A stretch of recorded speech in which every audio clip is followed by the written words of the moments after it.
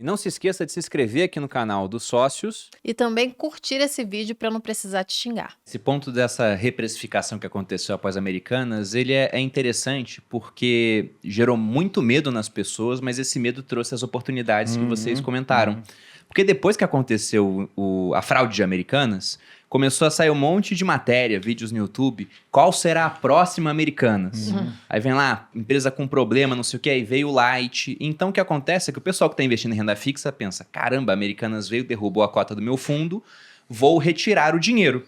E aí geralmente fundo de renda fixa tem um prazo de resgate mais curto, né? Por exemplo, a Previdência é D+9, você pede um dia, recebe 9 dias úteis depois. Aí se muita gente quer retirar ao mesmo tempo, o gestor vai ser obrigado a vender alguns ativos. E para vender os ativos, ele vai ter que vender aquilo que é mais líquido. Tem ativos que são menos líquidos. Por exemplo, debêntures, dívida de boas empresas.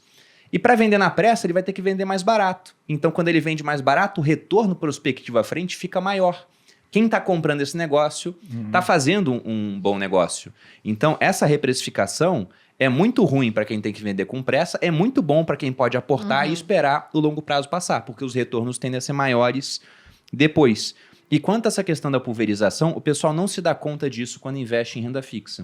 O pessoal acha, achei uma boa oferta aqui de renda fixa, vou investir nesse CDB, nesse CRI, CRA, numa debenture, né? Inclusive CRI, CRA e debenture tem muito risco escondido que a pessoa física não consegue ver. Ah, tem uma garantia, você não sabe nem para que você está emprestando às vezes, é empresa que você desconhece, né? Então, eu já não entraria em CRI, CRA, debenture de empresa que não é listada em bolsa, porque não é transparente. Inclusive, Bruno, indo nessa linha, você tem lá a questão de, não, mas essa empresa, né, tem um rating muito bom.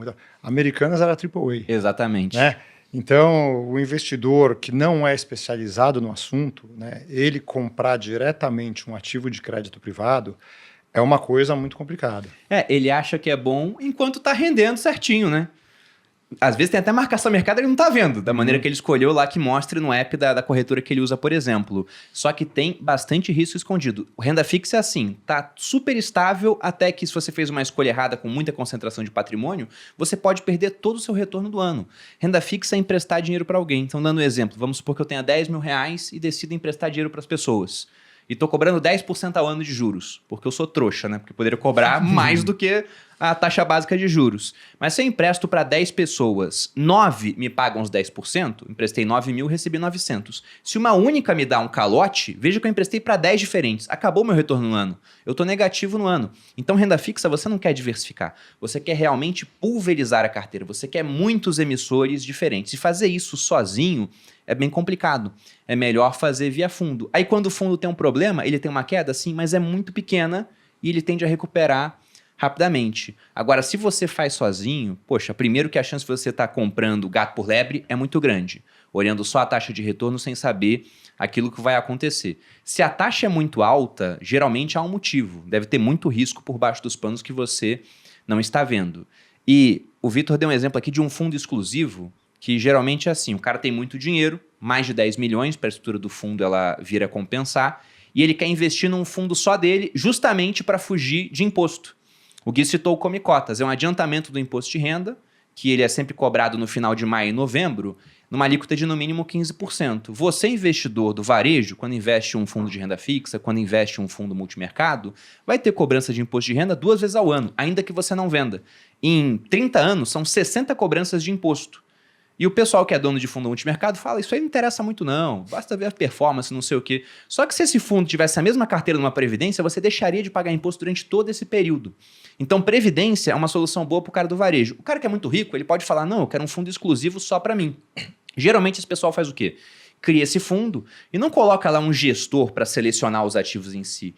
Ele coloca um head para montar uma carteira de outros fundos. Então, o cara do fundo exclusivo faz exatamente o que a gente faz na Grão, que é construir um fundo para investir em outros fundos. Só que ao invés de ter 10 milhões para acessar a estrutura, você pode acessar com 100 reais e pagando uma taxa para a gente de 0,59. É basicamente isso. E a gente até tem isso como um dos nossos mantras aqui, né? Que a gente quer trazer para o cliente investimentos baratos, com custos extremamente baixos, super acessíveis e com uma experiência que a gente fala ali de wealth, né? Que são gestores de grandes fortunas. A alocação que nós fazemos aqui ela é exatamente igual à alocação dos fundos exclusivos dos clientes milionários que eu geri no passado na minha carreira. Cliente que tinha 100, 200, 300 milhões num único fundo. fazer a gestão exatamente da mesma forma que nós fazemos aqui hoje.